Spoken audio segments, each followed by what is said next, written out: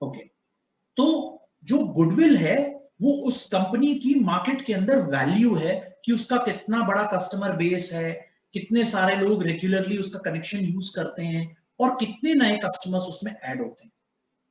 इसका देखिए वैसे तो रिलेशन रेवेन्यू से है, कंपनी कितना पैसा कमाती है, उसके पास कितने कनेक्शन है, लेकिन इससे उसकी वैल्यू भी क्रिएट होती है मार्केट के अंदर। वैल्यू का मतलब वो ऑर्गेनाइजेशन कितनी इंपॉर्टेंट है इंटरनेट टेलीकॉम इंडस्ट्री के लिए, कितनी इंपॉर्टेंट है वो कंपनी, राइट? अभी आप सोचिए अगर एयरटेल अचानक से बोले कि हम अपना बिजनेस बंद कर रहे हैं इंडिया में, तो कितने लोगों के मोबाइल फोन में सिम बेकार हो जाएगी, कितने लोगों के इंटरनेट कनेक्शंस बेकार हो जाएंगे। That's the value of that company. That value is called goodwill in the books of accounts, और ये कंपनी के लिए उसकी एसेट होती है, अनटचेबल एसेट है, ये दिखाई नहीं देगी आपको। You can only realize, feel that this is what the goodwill of the company is. जो कंपनी का ब्रांड है, उसकी जो पावर है, जो उसकी ताकत है टू अट्रैक्ट कस्टमर्स, जिसका बोर्ड देख के आपको फील होता हो कि you are able to associate. कहीं एडवर्टीजमेंट लगा, अभी किसी ने पूछा क्वेश्चन, क्या advertisement is part of business? Definitely, 100%। तो आप जब मार्केट में कभी बाहर निकलते हैं, अपने घर से बाहर निकलते हैं, कहीं देखते हैं, किसी के साथ जाते हैं, तो आपको बाहर बड़े बड़े बोर्ड्स, एडवर्टीजमेंट्स लगे होते हैं। तो कभी कभी आप किसी कंपनी या किसी ब्रांड का नाम देखकर अपने आप को एसोसिएट कर पाते हैं उससे। Yes, that is what the goodwill of an organization is. इसका वैल्यूएशन होता है प्रॉपर तरीके से, we will not go into those details, but आपको वो चीजें एज अ क्वेश्चन बुक में मिलेंगी। मतलब सर गुडविल जो होती है वो इंटेंजिबल होती है और वो एसेट होती है हमारी। एब्सोल्युटली। एसेट क्यों होती है मैंने आपको बताया, क्योंकि कि मार्केट उसकी वैल्यू। Market value. लेकिन अगर उसका कस्टमर बेस घटने लगता है, उसके कंपनी के अंदर शेयर होल्डर्स को भरोसा नहीं रहता, अपना पैसा इन्वेस्ट नहीं करना चाहते, उनकी कंपनी की सर्विसेज वीक हो रही हैं, डिक्लाइन हो रही हैं, तो ऑब्वियसली गुडविल भी घटने लगेगी। वैल्यू जैसे जैसे डिक्रीज होगी, power of the brand decrease होगी, वैसे वैसे आपको। कब तक चलेगी? हाँ तो अभी शुरू तो ये 5-10 मिनट कर। ठीक है, तो ये चीज जो है, this is very very important to note कि goodwill is the power of the brand of the organization, value of the organization in the market, जिससे वो अपने कस्टमर्स को अट्रैक्ट करता है। ठीक है, ये मैंने गुडविल का आंसर दिया। अब आंसर आता है, what are copyrights and patents? Copyrights तो समझ आ गए थे sir. Okay, patents I will explain. मैं कॉपीराइट भी एक्सप्लेन कर देता हूं, there might be some other students who are present and do not understand what is copyright and patents. ठीक है, ओके। कॉपीराइट्स जो हैं वो होते हैं, कॉपी क्या चीज है? It is like for example कि मैंने कोई कंटेंट लिखा और मैं चाहता हूं कि ये कंटेंट मेरा है, यूनिक कंटेंट है, इसको मैं प्रोटेक्ट करूं। कंटेंट का मतलब क्या हो सकता है? मैंने बुक लिखी।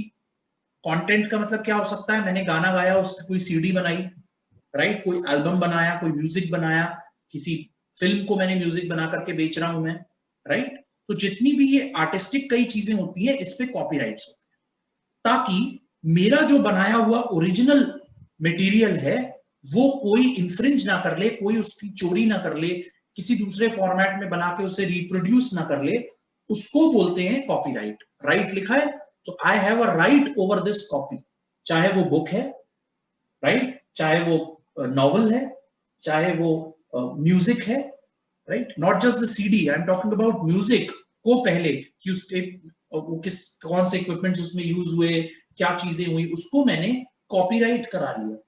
हिंदुस्तान में और दुनिया में अलग अलग देशों में कानून बना हुआ है, there is an enactment related to copyrights, जो उस पर्टिकुलर ओरिजिनल कॉपी को प्रोटेक्शन देता है once you register yourself with the copyright act.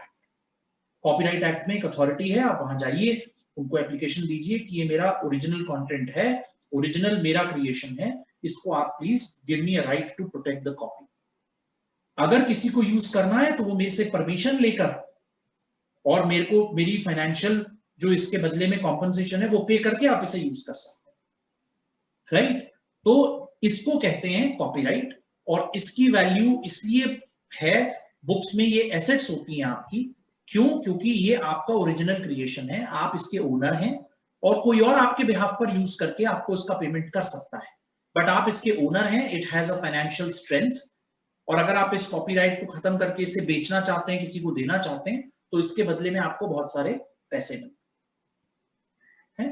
और एक मैं आपको एक छोटा सा एग्जांपल कॉपीराइट के साथ और जोड़ के बता देता हूं कि जैसे फॉर एग्जांपल मैंने कोई बुक लिखी कॉमर्स के ऊपर, राइट, 9th क्लास के लिए, तो अब मेरे पास तो बुक पब्लिश करने की कोई कैपेसिटी है नहीं, आई एम अ बुक ऑथर। मैं बुक लिख करके क्या करूंगा, किसी पब्लिशिंग हाउस के पास जाऊंगा और उससे बोलूंगा कौन कि सी? मेरी रिक्वेस्ट है कि आप इसको पब्लिश कर दीजिए, कौन बट सी? मेरे पास कॉपीराइट है इसका, कौन राइट। कौन तो कौन आई सी? विल शो माय कौन कॉपीराइट। सी? प्लीज आप इसको म्यूट कर लीजिए सारे स्टूडेंट्स, आपको बात करनी है आप कर लीजिए घर में, लेकिन प्लीज म्यूट योरसेल्फ। सर इसका एक और एग्जांपल है मेरे पास। मैं let me share first and then. तो आप पब्लिशिंग हाउस के पास गए, आपने कहा मेरे पास कॉपीराइट है, आप इसे पब्लिश कर लीजिए, और जितनी भी कॉपीज आप बेचेंगे इस बुक की पब्लिश होने के बाद, उसका एक ये लोग कॉन्ट्रैक्ट कर लेते हैं कि 10% आप मेरे को इसका पैसा दे दीजिएगा टोटल सेल का। तो वो जो 10% रेवेन्यू आप अर्न करते हैं, कॉपीराइट आप ही के पास है, ओनरशिप आपके पास है, लोग पढ़ रहे हैं, लोग खरीद रहे हैं, उसका 10% जो पब्लिशिंग हाउस है कमाने का, वो आपके साथ शेयर कर लेंगे। 100 रुपए की कॉपी बिक रही है तो 10 रुपए आपको मिलेंगे पर copy. I am telling you in very simple terms. तो ये 10 रुपए, इसको रॉयल्टी बोलते हैं। This world is this particular terminology in commerce and the world of business is called royalty.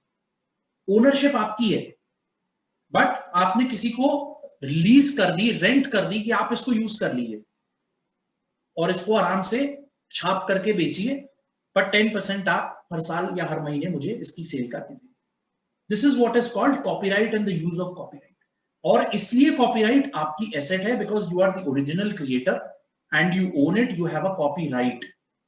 अगर, और आप लोगों को मैं कई बार बता दूं, आप अपनी बुक खोल करके देखिए कुछ टेक्स्ट बुक्स, ध्यान से पूरा पेज, उसका जो कवर पेज होता है, पेज खुलने के अगले में, तो उसमें ना नीचे लिखा होता है कि पब्लिशिंग हाउस का नाम क्या है, और उस पब्लिशिंग हाउस के नाम के साथ में या ऑथर के नाम के साथ में ऊपर एक छोटा सा गोला बना होता है और सी लिखा होता है, अगर आप लोग कभी ध्यान देंगे तो।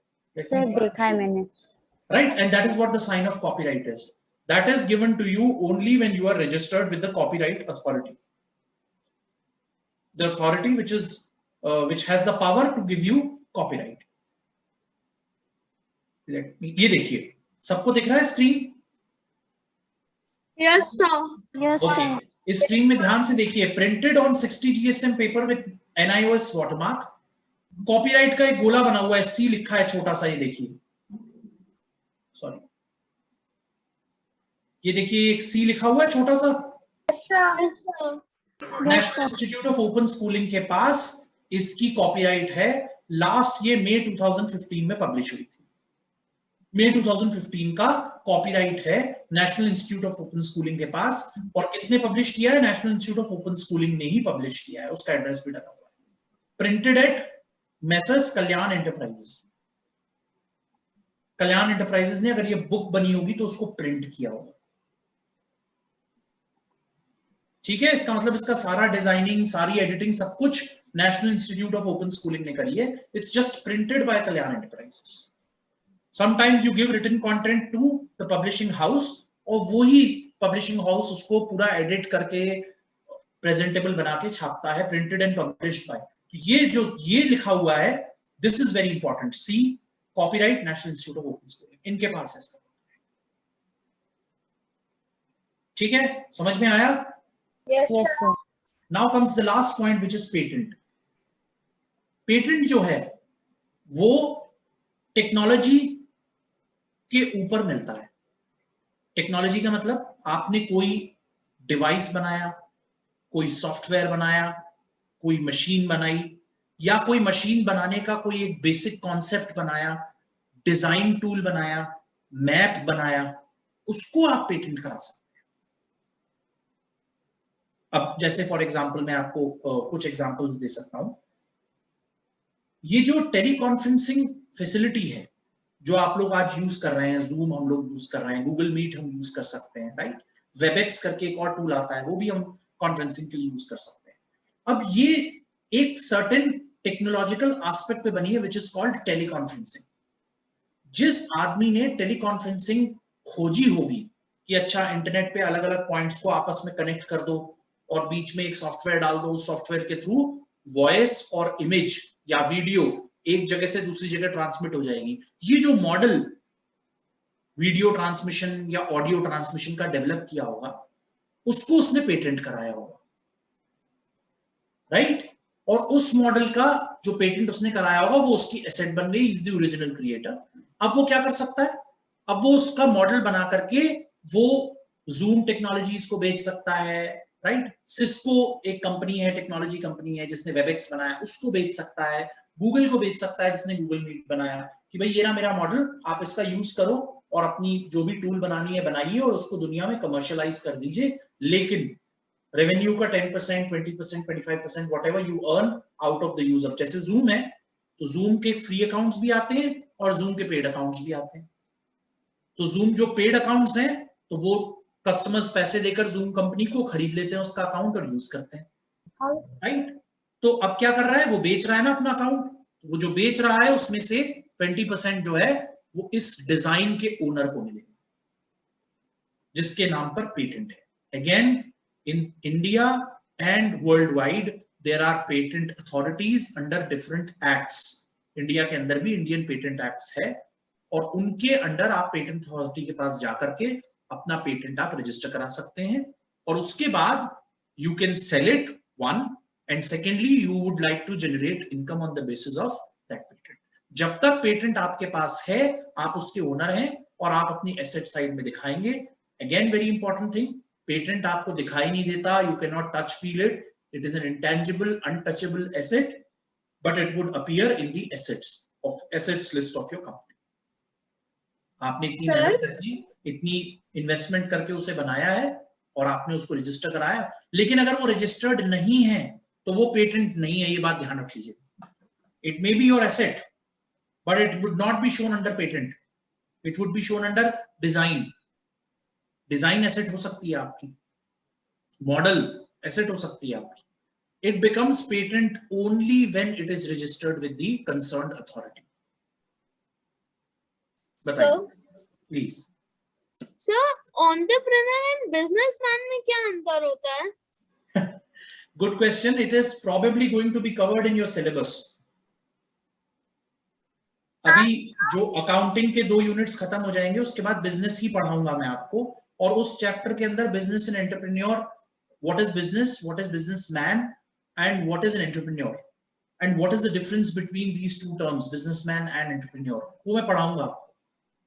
सर मतलब ये तीनों कॉपीराइट, पेटेंट राइट और गुडविल जो होते हैं वो इंटेंजिबल होती है और ये हमारे एसेट्स में होती है, लेकिन पेटेंट राइट जो होता है वो जब तक हम उसे किसी अथॉरिटी से कंसर्न नहीं करते तब तक वो पेटेंट नहीं होता। कॉपीराइट भी आप बुक लिख लीजिए, इंटरनेट पे डाल दीजिए, अगर वो किसी ने कॉपी कर ली तो आप कुछ नहीं कर सकते क्योंकि आपके पास कॉपीराइट नहीं है।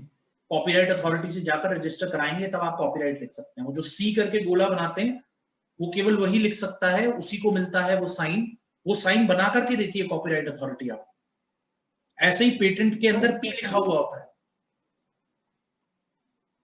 बट यूजुअली वो हम लोगों को दिखता नहीं है क्योंकि टेक्नोलॉजी वगैरह की चीजें जो हैं वो दे आर हिडन। अब जूम हम जो यूज कर रहे हैं इसका डिजाइन थोड़ी दिखता है आपको, आप तो इसका आउटपुट यूज कर रहे हो ना। Yes sir. यस, इसका डिजाइन नहीं दिखेगा आपको। जैसे कार है, कार चलती है तो उसकी मोटर या उसका इंजन नहीं दिखाई देता, but that engine and it's motor is the soul of the car. जिसने इंजन डिजाइन किया है या इंजन इन जनरल जो इंजन का डिजाइन पहला बना होगा, that is a patented right. उसके बेस पर दुनिया की बहुत सारी car companies, car manufacturers engine बना सकते हैं। जो फर्स्ट डिस्कवरी है वो that is a patent. Okay sir. जो आपका क्रिएशन है that is basically that is a patent. Maruti ने किसी डिजाइन के बेस पर अपना एक इंजन नया तैयार किया, उसमें 4 नए फीचर्स डाले, इनोवेशन किया, तो वो भी अपना इंजन ले जाकर के मॉडल रजिस्टर कर सकती है कॉपीराइट अथॉरिटी के पास। वरना क्या होगा, कॉपी चोरी होनी शुरू हो जाएगी। आप लोगों को ये एक वर्ड यूज होता है, मैं भूल गया एकदम से। ये मूवीज रिलीज होती हैं तो पहले क्या होता था, हॉल्स में लोग बैठ करके डिजिटल कैमरा से शूट कर लेते थे मूवी हॉल में। अब तो खैर बंद हो गया सब कुछ, but when you go to multiplex and all, लोग अपने ना बैग में डिजिटल कैमरा डाल के ले जाते थे और डिजिटल कैमरा से पूरी मूवी शूट कर लेते थे। तो वो पूरी मूवी जो स्क्रीन पे चल रही है अच्छी सी क्वालिटी की, वो रिकॉर्ड हो गई, उसको ये लोग क्या करते थे, बहुत सारी इलीगल वेबसाइट्स या उल्टी सीधी वेबसाइट्स पे डाल दिया। अब आई डोंट नो, वो piracy, that is called piracy. वो अलाउड नहीं है आपको। उसके अगर आपको मूवी को खरीदना है तो आप जाइए मार्केट से सीडी खरीदिए उसकी, यू पे द, और सीडी भी ओरिजिनल खरीदिए, नकली बहुत सारी बनती हैं। वही जो हॉल में शूट किया उसको नकली बना करके बहुत सारी वेबसाइट्स पे डाल दिया, उसकी सीडी राइट कर ली, और मार्केट के अंदर बहुत सारी दुकानों में आप देखेंगे कि छोटा सा बाहर काउंटर लगा के नकली सीडी बेच रहा होता है। उसकी क्वालिटी अच्छी नहीं होती, कई बार बीच में डिस्टर्बेंस होती है, वो हॉल में रिकॉर्ड कर लेते हैं लोग। So this is what is called piracy, नकली काम करना। This is also infringement of copyright. ठीक है, just giving you details about कि कैसे क्या हो सकता है। Don't get into the thing too much, but try to understand this from business perspective कि ये copyright and patents are owned by organization as an assets because they are the original creators. Goodwill is the power of the organization, it's the value of the organization. और पूछिए। Sir, I have a doubt. पूछिए। Sir आपने एक DHA दिया था जिसमें हमें stake holders के बारे में लिखना था। सर उसमें आपने कंबाइंड DHA दिया था, उसमें हमने सारे मेंशन किए थे। तो सर सीटीज में हमें 1 by 1 भी आ सकता है, explain the role of government as a stakeholder, इस टाइप से। दोबारा पूछिए, लास्ट वाला क्वेश्चन क्या था, क्या हो सकता है? सर जैसे government, describe the role of government as a stakeholder. तो सर ऐसे टाइप के कंट्रीब्यूशन में पार्ट्स में क्वेश्चन आ सकते हैं सीटीज में? देखिए ऐसा है, सीटी जब आएगा तो मैं आपके साथ सीटी का पूरा मॉडल डिस्कस करूंगा, सिलेबस भी डिस्कस करूंगा, किस टाइप के क्वेश्चंस आएंगे ये भी डिस्कस करूंगा। तो सीटी को लेके परेशान मत होइए, मैं सब बताऊंगा। सर बट सीटी 15 दिन में ही है। अच्छा, ये मुझे नहीं पता था। सर वो मिड अगस्त से स्टार्ट होने वाले हैं और आज 26 जुलाई हो। ये क्या मतलब, what is the point of speeding up so much यार, when people are not able to understand concepts? I don't know, they can do it in the last week of August, what is the need to do it in the middle? कैसे यार, I don't know। लेकिन हम लोग अपनी speed से ही चलेंगे। देखिए सुनिए मेरी बात ध्यान से, 2 चैप्टर्स शुरू, 2 यूनिट्स शुरू की अकाउंटिंग है। हमने बुक कीपिंग एंड अकाउंटिंग के बेसिक्स पढ़ लिए हैं, अब हम बुक कीपिंग और अकाउंटिंग को इंप्लीमेंट करेंगे। तो जो इंप्लीमेंटेशन अभी शुरू हुआ है, हम बहुत आराम से चलेंगे, कोई दिक्कत नहीं, क्योंकि 3rd, 4th और 5th यूनिट जो है वो ज्यादातर थियोरी है, बिजनेस एक्टिविटीज और ये वो, तो वो हम आराम से कर सकते हैं, वो इतनी मुश्किल नहीं है। ये बेसिक फंडामेंटल चीज है अकाउंटिंग की, हम स्लो करेंगे। तो पहले तो मैं आपको क्लैरिफाई कर दूं, 2 ही यूनिट्स आएंगी सीटी 1 में।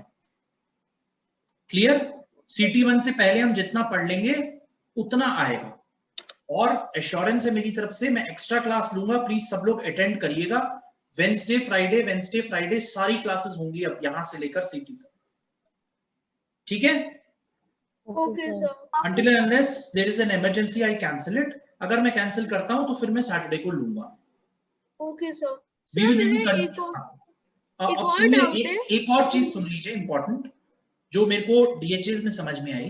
देखिए अगर मैं कोई 10 मार्क्स का क्वेश्चन देता हूं तो आंसर 2 से 3 पेज में आप लिख सकते हैं, because that's a 10 marks question, it's a long answer question, right?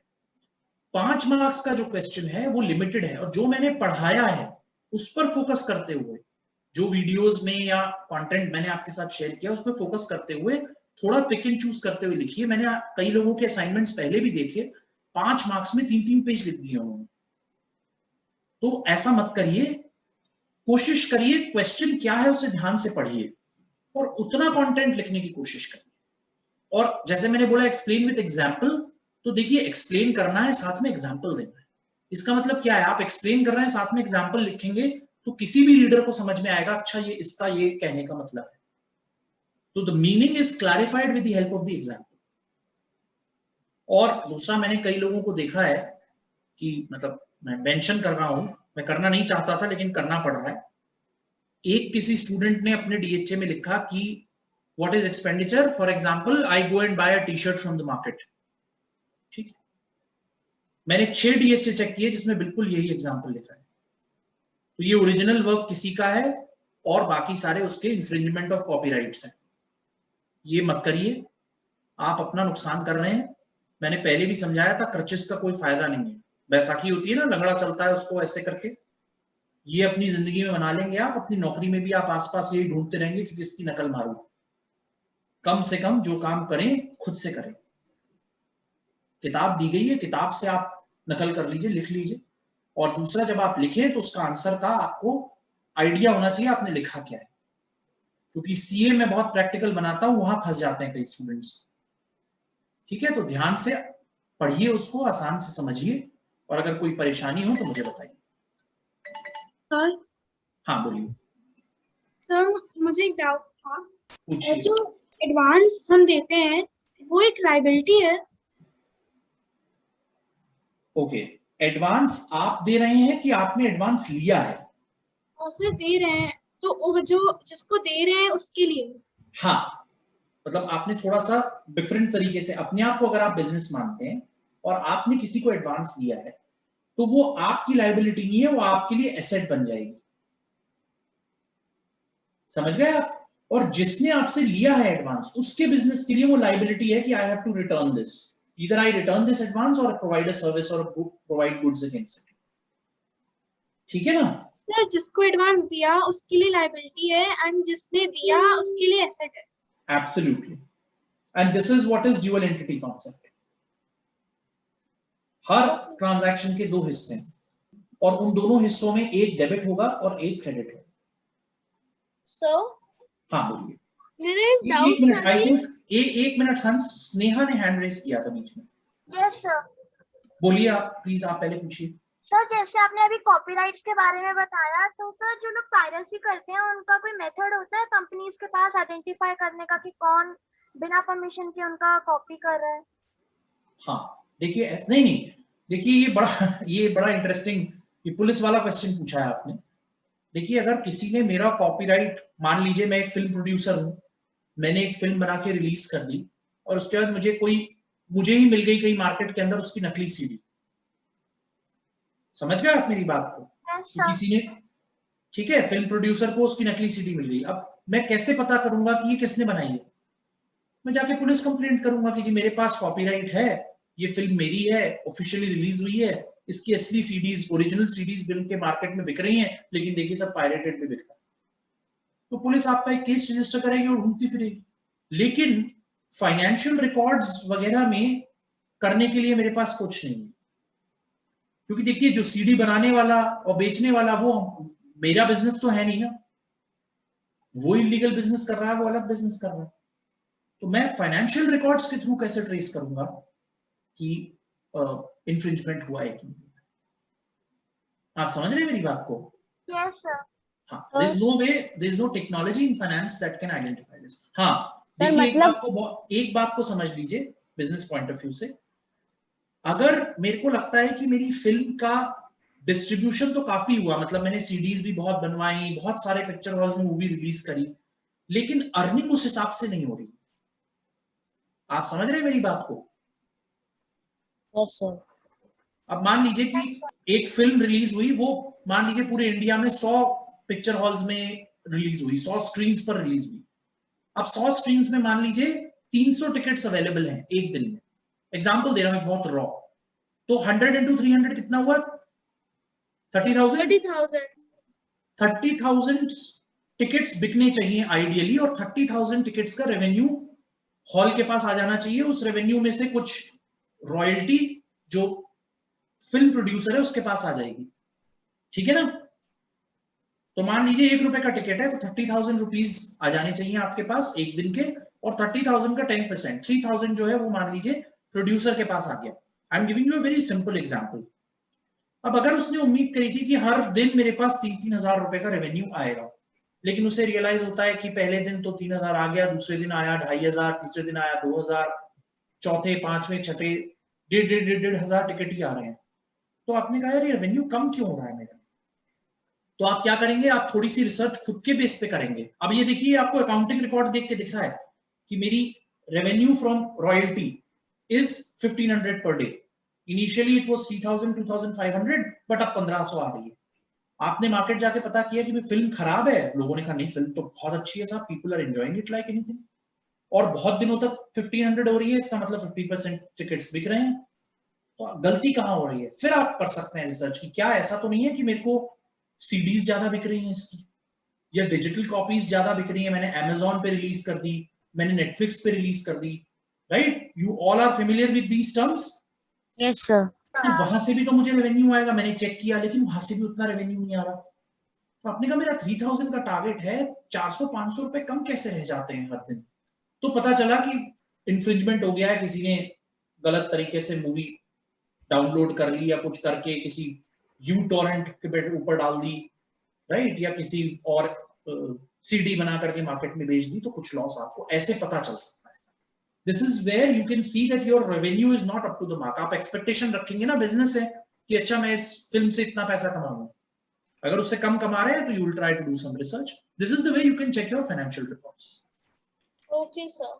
Alright sir मेरा एक डाउट था कि पूछिए। सर केवल 5 ही यूनिट्स है हमारे सेमेस्टर 1 में, हम सर पूरे ईयर में? पूरे ईयर में नहीं, पूरे सेमेस्टर में 5 यूनिट्स हैं। Okay sir. ये सेमेस्टर नवंबर में फिनिश हो जाएगा, I think beginning of November में, या जब भी, तब तक आपको 5 यूनिट्स फिनिश कर।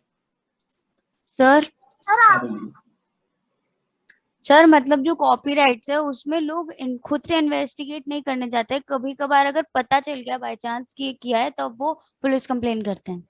हाँ ऑब्वियसली, पता चलेगा तभी तो आप करोगे कंप्लेन। तो वो खुद से इन्वेस्टिगेट नहीं करते कि कोई हुआ है या नहीं, कोई रिसर्च करके। आप एक बात बहुत ध्यान से समझिए, बिजनेस का मतलब होता है ब्रेड एंड बटर। उस बिजनेस का मतलब ये है कि आप जिस चीज को बेच के पैसा कमाते हैं, उस चीज को बेच कर पैसा कमाने पर ही आपका फोकस होता है। आप अगर ये इन्वेस्टिगेशन वगैरह शुरू कर देंगे तो बिजनेस के मेन फंडामेंटल से आप हटके साइड हो जाए। इन्वेस्टिगेशन आपका बिजनेस थोड़ा ही है। Is it your business? आप अपनी आधी वर्कफोर्स को इन्वेस्टिगेशन पे लगा देंगे, तुम जाओ मार्केट घूम के आओ, तुम ये करो, किसी के पास जाओ, हॉल में जाके चेक करो, तो आप फिर बिजनेस कब करेंगे? What is your business? Producing a movie, financing a movie, am I right? Yes sir. तो बिजनेस पे फोकस करना है। जो एलाइड एक्टिविटीज होती हैं वो आप किसी थर्ड पार्टी को दे दो। पुलिस इसीलिए है, उसका काम ही इन्वेस्टिगेशन, मैं क्यों करूं? Okay sir. प्लीज पूछिए। सर आपने अपने लेक्चर में एक टर्म यूज किया था व्हाइट कॉलर स्टाफ, तो सर इस टर्म का क्या मीनिंग है? देखिए ऐसा होता है बिजनेस के अंदर, नॉर्मली आप लोग अब जब आगे भी पढ़ेंगे और कहीं न्यूज़पेपर वगैरह पढ़ते हैं तो ब्लू कॉलर और व्हाइट कॉलर 2 तरीके के स्टाफ का मेंशन आता है, ठीक है? These are western terminologies which have been given to business, ठीक है? जो वेस्टर्न कंट्रीज हैं उन्होंने क्लासिफाई किया बिजनेस को 2 पार्ट्स में, ठीक? जो मैनेजरियल जॉब्स होती हैं और जो टेक्निकल जॉब्स होती हैं, ग्राउंड जॉब्स होती हैं, इनमें फर्क कर दिया गया। जो मैनेजरियल जॉब्स हैं उनको व्हाइट कॉलर स्टाफ कहा जाता है, और जो ग्राउंड स्टाफ से रिलेटेड जॉब्स होती हैं जिसमें टेक्निकल स्किल्स का इस्तेमाल होता है और इंप्लीमेंटेशन या एग्जीक्यूशन होता है, उनको ब्लू कॉलर स्टाफ कहा जाता है, ठीक है? अब मैं एग्जांपल देता हूं। एक फैक्ट्री चल रही है, राइट? उस फैक्ट्री के अंदर जो मशीन के ऊपर काम कर रहा है आदमी, राइट, चाहे वो फोरमैन है, चाहे वो ग्राउंड्समैन है, चाहे वो क्लीनर है, चाहे वो क्वालिटी चेकर है, वो सब लोग ब्लू कॉलर स्टाफ कहलाते हैं। टेक्निकल स्किल्स के बेस पर वो लोग वर्क करते हैं। They know how to run a machine, they know if the machine is not working what to do, they know how to service a machine, right? उस machine का in and out पता है, machine में input कहां से डालना है, बाहर कहां से निकलेगा, चेक कैसे करना है, ये सब चीजें, उसकी पाइपिंग कैसे होगी, राइट, उसमें कितना ऑयल जाएगा, ये सब चीज उनको पता है। They are the technical people, they are blue collar staff. जो लोग मैनेजरियल लोग होते हैं, जो प्लान बनाते हैं, जो पॉलिसी बनाते हैं, जो गाइडेंस देते हैं एम्प्लॉइज को, जो मोटिवेट करते हैं एम्प्लॉइज को, जो लीड करते हैं एम्प्लॉइज को, जो एम्प्लॉय का वेलफेयर देखते हैं, ये लोग जो हैं ये उतरकर मशीन चलाना नहीं जानते, इसलिए इनको व्हाइट कॉलर स्टाफ कहा जाता है, ठीक है? Okay sir. क्योंकि बिजनेस को दोनों तरीके की स्टाफ की जरूरत होती है, and it is almost next to impossible कि आप ब्लू कॉलर और व्हाइट कॉलर दोनों तरीके का स्टाफ बन जाए। However one very practical aspect, ये आप लोगों को हमेशा ध्यान रखना है। एक इंग्लिश में एक सेंटेंस है, one has to get his hands dirty. एक आदमी को अपने हाथ साफ करने पड़ेंगे, तभी वो आदमी व्हाइट कॉलर स्टाफ बन पाएगा। आप किसी को गाइड तब कर पाएंगे जब उस मशीन के बारे में आपको भी नॉलेज होगी। आप समझ रहे हैं बात को? Yes, आप sir. किसी का प्लान, किसी का एग्जीक्यूशन तब कर पाएंगे, किसी को पॉलिसी बना के तब दे पाएंगे जब आपको पता हो कि वो आदमी एक्चुअल में करता क्या है। और जब तक आपने वो खुद काम ना किया हो, आप उतनी अच्छी पॉलिसी नहीं बना पाएंगे। इसका मैं एग्जांपल दे देता हूँ। तो सर मुझे आपसे ये डाउट था कि मतलब CD1 में कितने यूनिट्स आएंगे? एक minute Adbhut, I will take your question just to complete my answer. I will take your question next. मैं एक एग्जांपल देता हूं कि जैसे एग्रीकल्चर एक एरिया है, एक फील्ड है बहुत बड़ी। इंडिया तो it's an agricultural country, right? 60 to 65% employment is still agricultural employment in this country. तो अगर मैं एग्रीकल्चर पे पॉलिसी बनाना चाहता हूं, मैं चाहता हूं कि कंट्री एग्रीकल्चर में बहुत अच्छा करे, या स्टेट एग्रीकल्चर में बहुत अच्छा करे, या मेरा district, if I am a district magistrate for example, I will try to make a policy on district on districts agriculture. तो क्या मैं बना सकता हूं without having knowledge of agriculture? No sir, मैं नहीं बना सकता। हाँ, आजकल ऐसा सिखाया जाता है कि नहीं, आप तो बहुत बड़े मैनेजर हैं, आप IAS ऑफिसर हैं, आप तो MBA करके आए हैं, तो आप बिना कुछ करे भी पॉलिसी बना सकते हैं। गलत, बिल्कुल गलत।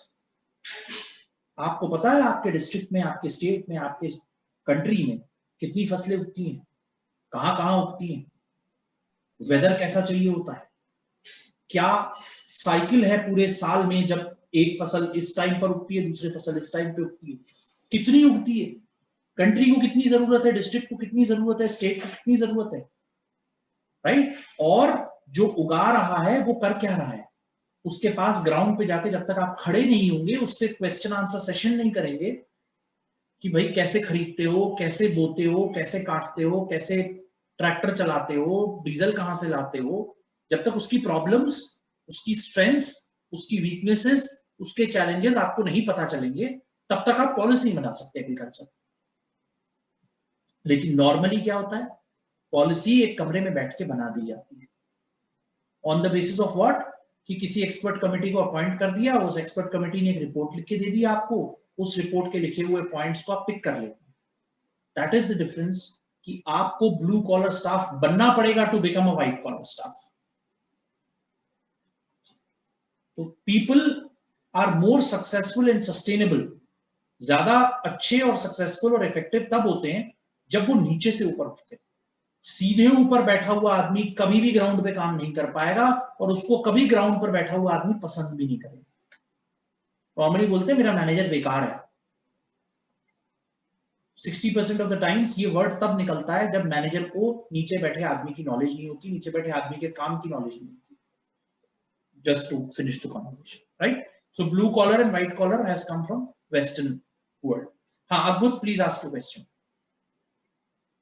तो सर मेरा ये डाउट था कि CD1 में मतलब कितने यूनिट्स आएंगे? मतलब मैंने बता दिया था 2 यूनिट्स आएंगे बेटा। We will finish 2 units. एनसम में पांचों जो बिल्कुल मनी Yes. जो ये सारे जो आपने सबसे पहले वहां से आपने सिलेबस शेयर किया था। यस, वो सिलेबस आप रेफर कर सकते हैं। 5 यूनिट्स इसमें लिखी हैं। अभी हमने 1 यूनिट के सारे चैप्टर्स खत्म किए हैं। We are beginning with second unit, we will finish off with second unit in 2 weeks. तब तक आपका शायद वो टाइम आ जाएगा सीटी का, ठीक है? प्लीज अगले 2 हफ्ते 2.5 हफ्ते जितनी क्लासेस हैं सबको अटेंड करिए, Wednesday and Friday. No need for an announcement, अपने आप लॉग इन कर लीजिए। मैं अनाउंसमेंट केवल तब करूंगा जब मैं नहीं ले पा रहा हूँ क्लास। ओके ठीक है, सर। प्लीज सर, आप हाँ बोलिए, कर सकते हैं क्या कर सकते हैं? सर मीटिंग लीव, क्योंकि बहुत देर हो गई है। हाँ, मुझे भी डाउट था सर प्रतीक। जिसको डाउट नहीं है वो मीटिंग छोड़ सकता है। If you do not have any doubts and you are fine with unit 1, please आप छोड़ सकते हैं मीटिंग। हाँ पूछिए प्लीज। सर मेरे को ये सिलेबस के रिगार्डिंग डाउट था कि सब जैसे बैंकिंग आ रहा है sir, different type of bank आ सकते हैं? बैंकिंग है आपके सिलेबस में? Yes sir. 1 मिनट रुकिए, मेरे को डाउट है बैंकिंग है आपके सिलेबस में। Give me a minute.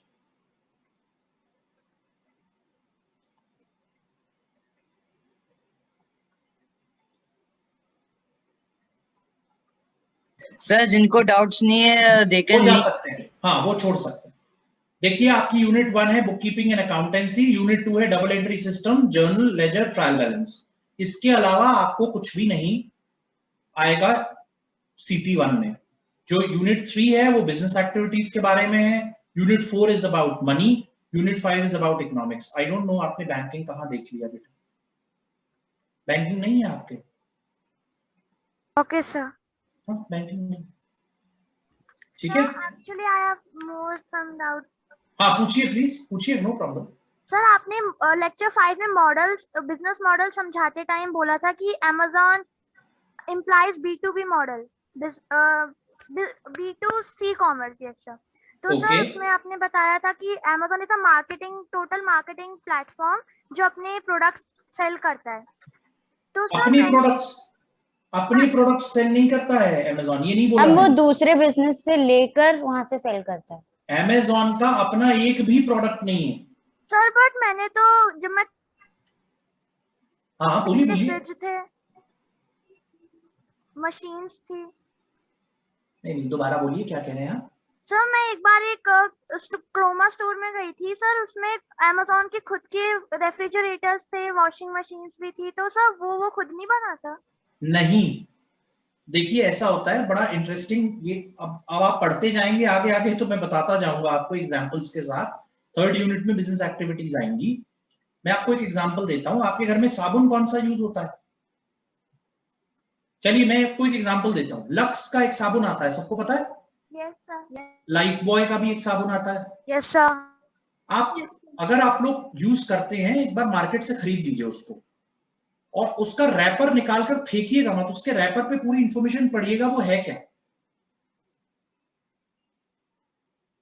Lux का साबुन जो बनता है वो जो कंपनी उसे बेचती है, जो मार्केट करती है उस प्रोडक्ट को, मतलब आपके घर के पास की दुकान तक पहुंचाती है, वो कंपनी उसे बनाती नहीं है। उस रैपर पे पढ़िएगा मैन्युफैक्चर्ड बाय XYZ होगा और marketed bye Hindustan Unilever limited लिखा होगा। दोनों अलग अलग कंपनियां हैं। आप समझ रहे हैं मेरी बात को?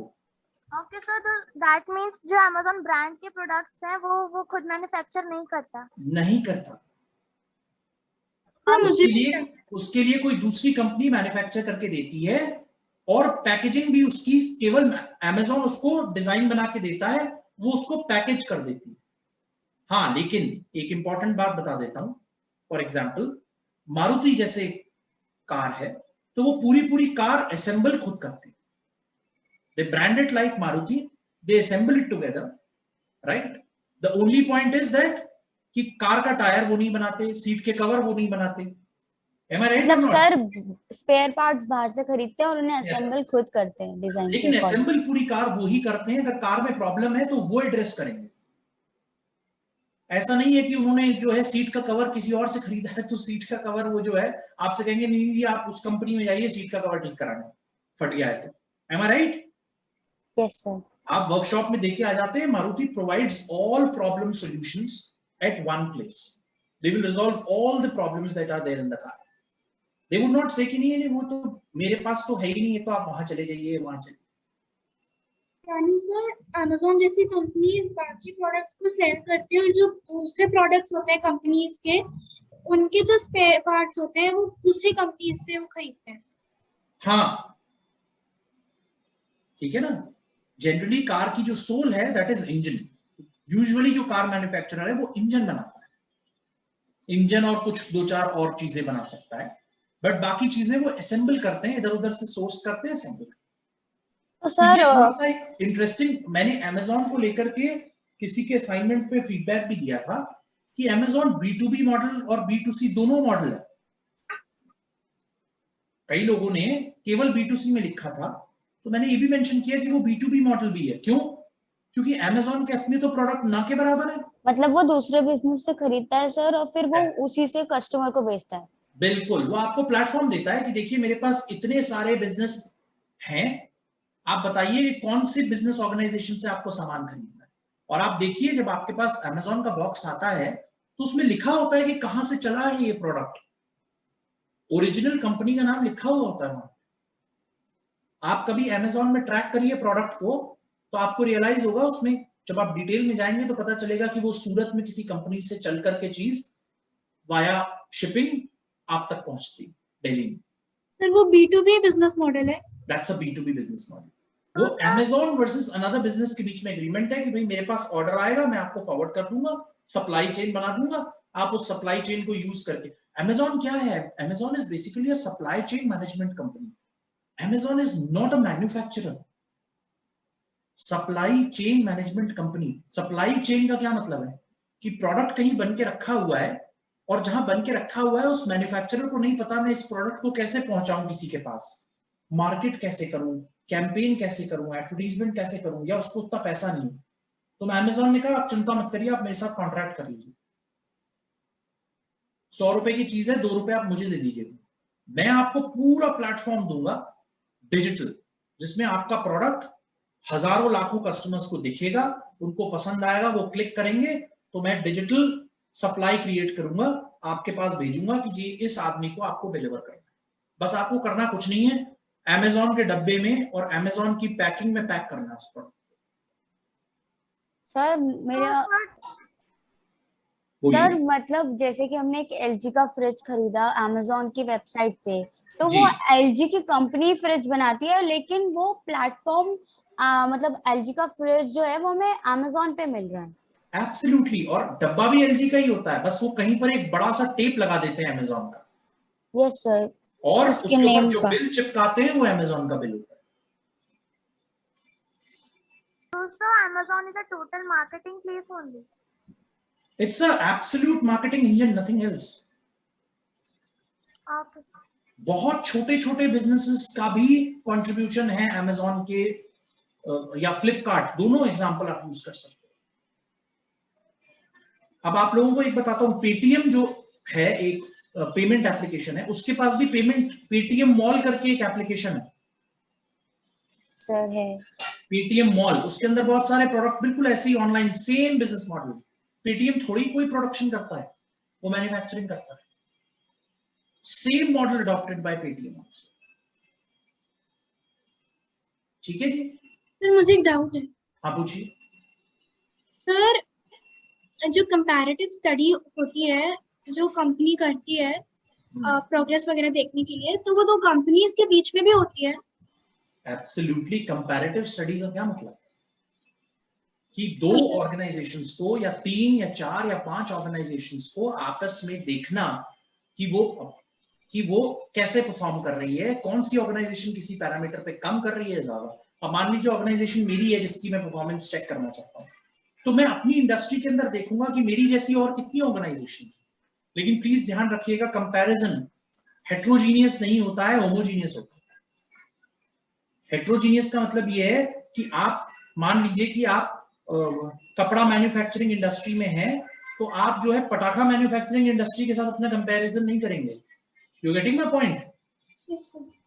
आप कपड़ा बनाने वाली कंपनी है, तो कपड़ा बनाने वाली आप ही के एरिया में काम करने वाली एक दूसरी कंपनी को आप ट्रेस करेंगे और उसके साथ अपने आप को कंपेयर। जियो और एयरटेल कंपेयर किए जा सकते, राइट? यानी जो सेम सर्विसेज प्रोवाइड कर रहे हैं। हाँ, क्योंकि वो दोनों इंटरनेट और टेलीकॉम सर्विसेज प्रोवाइड कर रहे हैं। लेकिन क्या जियो जाकर के life insurance corporation of India के साथ अपना कंपैरिजन कर सकता है? No sir. क्यों नहीं कर सकता? क्योंकि ना उनका बिजनेस वो हैंडल करता है, ना उस फील्ड में वो इन्वेस्ट करते हैं, ना उस फील्ड में उनकी कोई पकड़ है। जबरदस्ती LIC के साथ अपना कंपैरिजन क्यों करोगे? और सर मेरा भी एक डाउट है। पूछिए। Sir what is the difference between marketing and business? Interesting. देखिए, बिजनेस तो एक जनरल टर्म है जो आप प्रॉफिट कमाने के लिए करते हैं, एक्टिविटी है। बिजनेस इज एन एक्टिविटी, ठीक है ना? इट्स अ ब्रॉड टर्म, बहुत बड़ा टर्म है बिजनेस, राइट? मार्केटिंग क्या है? जो आपका बिजनेस है, लोगों को पता चले कि वो बिजनेस हो रहा है, that is what is marketing. तो मार्केटिंग में क्या है? मतलब attracting people. Attracting people is just one part of marketing. Marketing is a broad term that brings business closer to people. लोगों तक पहुंचना, तो उसका मतलब क्या है मार्केटिंग के अंदर? मैं बता देता हूं। डिस्ट्रीब्यूशन, प्रोडक्ट बन करके दुकानों तक पहुंचे। प्रोडक्ट रखा हुआ दिखेगा तब भी तो आदमी पूछेगा ना ये क्या प्रोडक्ट है, या दुकानदार उस प्रोडक्ट को बेचने की कोशिश करेगा ना कि मेरे पास आया है तो बेच तो दूं यार, रेवेन्यू कैसे अर्न करूंगा इसका। तो distribution is one example, advertisement is another example, board लगा दिए, इंटरनेट पर एड्स डाल दिए, टीवी पे एड डाल दिया, that is what is creating awareness कि हम मार्केट में हैं, हमारा प्रोडक्ट ये है। पतंजलि देखा है आप लोगों ने? Yes sir. पतंजलि क्या करता है? टीवी न्यूज चैनल लगाइए, ज्यादातर न्यूज चैनल पतंजलि का ऐड आ रहा है। Yes sir. क्या कर वो रहा है? स्पॉन्सर करते हैं सर। वो क्या कर रहा है पतंजलि? वो बता रहा मार्केटिंग है कर रहे हैं कि हम अवेलेबल हैं, खरीदिए। पतंजलि के एक्सक्लूसिव स्टोर्स भी हैं, आप जाएंगे जिसमें पतंजलि का ही सामान बिक रहा है। तो वो जो शॉप लगाई है उसने, आप खरीदे ना खरीदे, आपको इंफॉर्मेशन मिल रही है कि आपके पास एक दुकान है जो पतंजलि के एक्सक्लूसिव स्टोर है, सारे पतंजलि के प्रोडक्ट्स, ब्रांड के प्रोडक्ट्स वहां अवेलेबल। लेकिन सर ऐसा बाकी ब्रांड्स ज्यादातर नहीं करते सर। मोस्टली यही होता है कि जो ब्रांड्स टीवी पे दिखते हैं हम मोस्टली उन्हीं चीजों को खरीदते हैं। देखिए ऐसा होता है, ये काफी वैसे एक डिबेटेबल पॉइंट है कि मार्केटिंग और टीवी कैंपेन, एड या सेल्स, देखिए सबसे ज्यादा किसी प्रोडक्ट की जो प्रेजेंस है वो पता चलती है उसकी सेल्स से, उसके एड से नहीं पता चलती है, ये बात ध्यान रखिए। मैंने क्या बताया, किसी बिजनेस का ब्रेड एंड बटर क्या है? Sale and purchase. एड उसका ब्रेड एंड बटर है ही नहीं। एड वो क्यों करते हैं? कि ज्यादा से ज्यादा लोगों को सेल होए, इंफॉर्मेशन मिले। जरूरी नहीं है ऐड ज्यादा करने वाली कंपनी ज्यादा पॉपुलर है, ये ध्यान रख लीजिएगा इस बात का। और हो सकता है सबसे कम ऐड करने वाली कंपनी सबसे ज्यादा पॉपुलर है। उसका एग्जांपल दूं आप लोगों को? Yes sir. कोलगेट। किसी ने ऐड देखा है कोलगेट का? यस सर, देखा है। कितना देखा है? बहुत कम आता है, लेकिन सबके घरों में कोलगेट का कोलगेट भी ऐड बनाती है। मैं मना नहीं कर रहा हूं, मैंने कहा कितना देखा है आपने कोलगेट का ऐड? मुझे तो अभी तक नहीं याद है कि मैंने कभी कोलगेट को ऐड में देखा है। सर मैंने देखा है, बहुत कम ऐड आता है उसका, और वो बहुत चूज करके ऐड करते हैं क्योंकि उनको ऐड करने की जरूरत नहीं है। मार्केट में लोग टूथपेस्ट बोल के पेस्ट नहीं खरीदते हैं, कोलगेट दे दीजिए एक बोलते हैं। मैगी का कितने लोगों ने ऐड देखा है? सर देखा है, बट जब जब उसके नए ऑफर्स आते हैं तभी मोस्टली ऐड आता है, नहीं तो नहीं आता। क्यों? क्योंकि आदमी नूडल्स बोल के नहीं खरीदता है, मैगी बोल के खरीदता है। जिस कंपनी को इतना पैसा केवल सेल्स से मिल रहा है, उसका रेवेन्यू अप टू मार्क है, वो एडवर्टीजमेंट पे ज्यादा पैसा खर्च करने की कोशिश नहीं करता। सॉरी आपकी आवाज नहीं आ रही बेटा, कौन बोल रहा है? और सर गूगल भी बहुत कम एड्स देता है, एक दो। देखिए गूगल क्या करता है मैं बताता हूँ। गूगल की पहले रीच हमारी कंट्री के 20% पॉपुलेशन तक ही थी, क्योंकि लोगों के पास स्मार्टफोन्स नहीं होते थे। ठीक है, समझ रहे हैं आप बात को? इस कंट्री में आज से 5-6 साल पहले तक या 7-8 साल पहले तक स्मार्टफोन्स की रीच नहीं थी। स्मार्टफोन्स का मतलब जिसमें आपको विजुअल डिस्प्ले होता है, एप्लीकेशंस दिखती हैं, आप यूट्यूब देख सकते हैं, है ना। एक नॉर्मल फोन आता है, आपने देखा है, वो उसमें डिजिट्स होती हैं खाली, नीचे काले रंग का बोर्ड दबाने का, उसमें आप कॉल कर सकते हैं और मैसेज कर सकते हैं, एसएमएस। सर आजकल तो जियो ने भी एक फोन बनाया है जिसमें आप वो सारे फीचर्स ले सकते हैं जो कि स्मार्टफोन में मिलते हैं, गूगल। देखिए वो अभी तो सक्सेसफुल मॉडल नहीं है। सक्सेसफुल मॉडल वो होता है जो लोग खरीदते हैं, सस्टेन करता है, यूज कर सकते हैं। वो दो ही मॉडल्स हैं। एक वो नॉर्मल डिजिट वाला काला छोटा सा फोन जो 2000-3000 रुपए में मिल जाता है, और एक है वो जो टच फोन, ग्लास वाला फोन जो थोड़ा बड़ा होता है, और वो करीब 5-7 हजार से लेकर आपको 1.5-2 लाख रुपए तक का मिलता है। तो जो अब है इंडिया के अंदर, ये जो 5-7 हजार के फोन बनने लगे हैं डिजिटल छोटे टच फोन्स, इनकी वजह से गूगल ने ऐड करना शुरू किया है ज्यादा। आप 2014 में, अगर पता नहीं बहुत छोटे रहे होंगे आप, 2014 में गूगल का कोई ऐड नहीं आता। अब क्यों आते हैं? अब भी क्या आते हैं वो, कि वो अपना गूगल का ऐप दिखाता है, कहता है अगर आपको कोई क्वेश्चन पूछना है, साड़ी खरीदनी है, कहीं जाना है, तो गूगल में टाइप करिए, आपको सारे ऑप्शंस मिलेंगे। बहुत ही बेसिक ऐड बनाता है गूगल। गूगल कोई एडवांस ऐड नहीं बनाता। गूगल बोलता है कि मेरी जो एप्लीकेशन है उसके विंडो में बस टाइप कर दीजिए I want to go to Agra, तो वो अपने आप नीचे आपको मैप का ऑप्शन दे देगा। आप मैप पे क्लिक करेंगे, आप मैप पूरा कवर कर सकते। और सर बोलकर भी गूगल सर्च करते थे। बोल ओके गूगल शायद, yes am I right? Sir recently I है बस गूगल की एड्स अभी। सर इसी ईयर मैंने गूगल के फर्स्ट एड देखे। यस सर, उससे पहले नहीं आती थी Yes, टीवी सर पे। वो बोलने वाले की वो अंकल पूछते हैं उस एड में यस, कि वो मुझे क्यों? चाहिए। क्योंकि इंडिया में अब करीब 35% पॉपुलेशन ऐसी है जिसके पास स्मार्टफोन्स पहुंच गए हैं and this market is ever growing.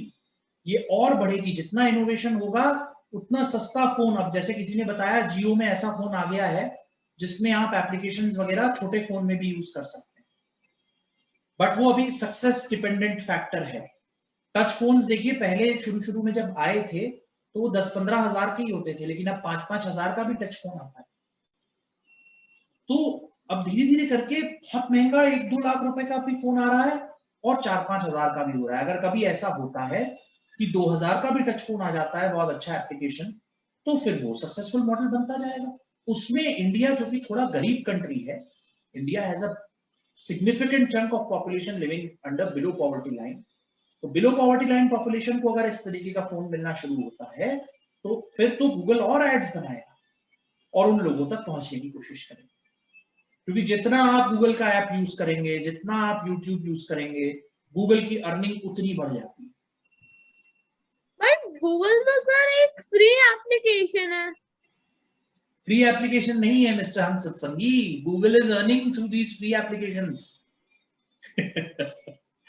अच्छा एक बात बताइए, वेरी इंटरेस्टिंग, आप YouTube पे कुछ देखते हैं मूवी? सर उसमें प्रीमियम ऑप्शंस भी आते हैं। नहीं वो छोड़ दीजिए, आई एम टॉकिंग अबाउट कि आप लोग देखते हैं YouTube? Yes, मेरा भी sir. वीडियो देख लेते होंगे आप। उसके अलावा बहुत सारी मूवीज भी हैं उस पे। Yes sir. तो जब आप मूवी देखते हैं तो मूवी के दौरान कितनी बार ऐड आता है उसमें? सर 3-4 बार तो आ ही जाता है कभी कभार। सर ऐसी ही और भी आपसे movies okay sir, so sir वो क्या एड से पैसे कमाता है? बिल्कुल नहीं तो न्यूज चैनल और जो मूवी दिखाने वाले चैनल्स हैं टीवी में नॉर्मली, इनके पास कौन सा अर्निंग प्लेटफॉर्म है? अभी तो फ्री है। लेकिन सर YouTube तो गूगल से कनेक्टेड नहीं है। किसने हाँ, कहा? वो YouTube is a गूगल से Google connected है। एप्लीकेशन भाई, it's an Google owned application. नहीं सर पता आपको? गूगल से कनेक्टेड है वो। देखिए जो आपका, मैं आपके साथ एक स्क्रीन शेयर करता हूं, hold it, I tell you. Though we are diverging from the main topic, but let me just finish. Sir ये भी होता है कि YouTube पे भी कॉपीराइट्स होते हैं। बिल्कुल होते ही हैं वो तो। अच्छा अब आप पहले मैंने देखिए, देखे हैं देख सर। लिया आपको? Yes sir. ये देखिए यहाँ पर एक बॉक्स दिख रहा होगा आपको। Yes sir, Google apps. ये जितने भी इसके अंदर एप्लीकेशंस हैं, these are all owned by Google. So sir Google classroom भी? हाँ सर, उसका नाम ही गूगल क्लासरूम है क्लासरूम है। भाई। सजेस्ट अब आपको समझ में आया गूगल कहाँ से कमाता है? Yes sir. ये इन एप्स के थ्रू कमाता है या फिर उन एड्स को टेलीकास्ट करने के बदले पैसे लेता है? हाँ एब्सोल्युटली, गूगल थोड़ी ऐड बनाता है, गूगल ऐड नहीं बनाता। गूगल ने ऐड बनाने का टूल दिया हुआ है, सी दिस गूगल एड्स, ये दिख रहा है? Yes sir. ये टूल दिया है गूगल ने बना करके कि अगर आपको ऐड बनाना नहीं आता है तो आप गूगल एड से अपना ऐड बनाकर उसको मेरे ऊपर पोस्ट कर दीजिए। उसका एक सर्टेन अमाउंट ऑफ पेमेंट है जो मैं आपसे ले लूंगा। उसके बाद आपने जितना पेमेंट दिया है, जहां जहां के लिए दिया है, आराम से वहां पर आपका ऐड दिखता रहेगा। और आप मानेंगे कि जोमेटो, स्विगी जैसे बहुत बड़े बड़े ऑर्गेनाइजेशंस के एड्स आते हैं गूगल पे। Yes sir. यूट्यूब तो बहुत ही बड़ा मीडिया है। Yes, और जो सर सीरियल्स और मूवीज के भी एड्स आते हैं, वो भी पैसे देते हैं गूगल को? बिल्कुल आते हैं, बिल्कुल 100%। गूगल जो है एक ऐसा प्लेटफॉर्म है जो इंडिया में नहीं ग्लोबली उसका सबसे बड़ा बेस है। गूगल जैसा कोई और एप्लीकेशन आपने सुना है? No sir. Sir Yahoo. Chrome. Sir वो बेटा गूगल, वो भी गूगल का है। क्रोम सर वो भी गूगल का ही है। गूगल का ही है बेटा, वो उसका नाम ही है Google Chrome. Sir Yahoo. Sir yahoo.com। yahoo.com को आउटडेट हुए 10 साल हो चुके हैं, 10 years क्या हुए सर? आउटडेट हो चुका है वो। याहू कोई नहीं यूज करता यस सर, सर, ये अब सब outdated गूगल यूज करते हैं। है। ये आउटडेट का मतलब ये होता है, आउटडेट का मतलब ये होता है कि आपने एक टेक्नोलॉजी इन्वेंट करी या डिस्कवर करी, अब वो टेक्नोलॉजी अपडेट होती रहती है। गूगल जब शुरू में आया था आज से 15 साल पहले, तो केवल ये सारी एप्लीकेशंस नहीं होती थी गूगल के पास, केवल ये एक सर्च इंजन होता था। समझ गए आप मेरी बात? ये सर धीरे धीरे डेवलप हुआ। कुछ टाइप करो, आपको कुछ मिल जाएगा, ठीक है। अब आप सोचिए, ऐसे ही याहू था, ऐसे ही रेडिफ था, पता नहीं आप लोगों को नॉलेज है कि रेडिफ भी मैंने सुना है, बट बिल्कुल सेम इंजन्स थे, और याहू और रेडिफ गूगल से ज्यादा पॉपुलर थे। और गूगल के पास पहले मेल भी नहीं था, याहू मेल और रेडिफ मेल ही चलता था दुनिया में। लेकिन गूगल ने इतना कुछ बना दिया पिछले 15 साल। मतलब Google is become your life, but ना याहू कर पाया ये, ना रेडिफ कर पाया, इसलिए आउटडेट हो गए। They have gone out of date. In today's environment, it's only Google which is basically shaping up your life. No sir, update का एंटोनिम होता है outdate. हाँ, outdate and update, these are the two words which are antonyms to each other. Microsoft Edge भी Google जैसा ही है? नहीं बेटा, Microsoft is slightly different. Microsoft क्या है मैं बताता हूँ। माइक्रोसॉफ्ट जो है, ये स्क्रीन दिख रही है आपको? एक मिनट, यस सर, एक मिनट, ये स्क्रीन दिख रही है आपको? Yes sir. ये स्क्रीन आपको माइक्रोसॉफ्ट प्रोवाइड करता है, और माइक्रोसॉफ्ट का जो कॉम्पिटिटर है उसको कहते हैं मैक iOS। Yes sir. वो कौन प्रोवाइड करता है? एप्पल, ठीक है। इसको बोलते हैं ग्राफिक यूजर इंटरफेस। मैं कंप्यूटर शुरू करूंगा तो मेरे को क्या दिखेगा? Is basically user interface. मैं यूजर हूं ना? Yes sir. तो मेरे को किस इंटरफेस को इस्तेमाल करके काम करना है, that is what Microsoft provides. मतलब आप ये समझ के चलिए, मोटा मोटा कंप्यूटर की जो स्क्रीन दिखती है ना आपको, विंडोज जिसको बोलते हैं, विंडोज बोलते हैं। Yes sir. Windows is a copyright and patented product of Microsoft. Mac iOS is the patented copyright product of Apple. And sir जो माइक्रोसॉफ्ट एक्सेल, एसेट्स, पावरपॉइंट, ये सब भी माइक्रोसॉफ्ट के अंडर आते हैं? Absolutely, Microsoft के ही बाय प्रोडक्ट्स हैं ये सारे, जो विंडोज के साथ बंडल होकर के आपको मिलते हैं। सर जो पहले से ही होते हैं, उसके लिए कोई हाँ, ऐप वगैरह डाउनलोड नहीं करना जो पड़ता। माइक्रोसॉफ्ट ऑफिस में होते हैं। ऐसा होता है, जरूरी नहीं है। विंडोज का एक बेसिक वर्जन आता है जिसमें वर्ड और एक्सेल नहीं होते, नोटपैड होता है केवल, ठीक है। कई सॉफ्टवेयर्स आते हैं जिसमें विंडोज के साथ ये सब चीजें भी मिलती हैं, ठीक है। सर माइक्रोसॉफ्ट एज भी तो एक सर्च इंजन ही है, तो गूगल जैसा। हाँ, Microsoft Edge is definitely a search engine, और वो बनाया है माइक्रोसॉफ्ट ने, लेकिन वो अगेन उसकी जो यूजर फ्रेंडलीनेस है वो गूगल के आगे कमजोर है, उतनी अच्छी नहीं। Sir, Mozilla Firefox. मैं ज्यादा जानता नहीं हूँ, it's a search engine, but yes sir. मुझे कोई खास लगा नहीं वो। मतलब I have used it on a couple of times, जब मेरे से किसी ने कहा कि ये नहीं चलेगा, और वो है बहुत पुराना, बहुत पॉपुलर नहीं है, और there are some challenges, hang हो जाता है कई बार। I don't know, I have not used it for a very long time. तो और भी बहुत होते हैं, एप्पल सफारी भी होता है एक सर्च इंजन। वो मैक iOS के बंडल में आता है बेटा। तो वो एप्पल आईफोन के अंडर आता है, एप्पल प्रोडक्ट्स में मिलेगा। iOS के। सर लॉकडाउन के बीच में भी एक यूसी ब्राउजर था ना?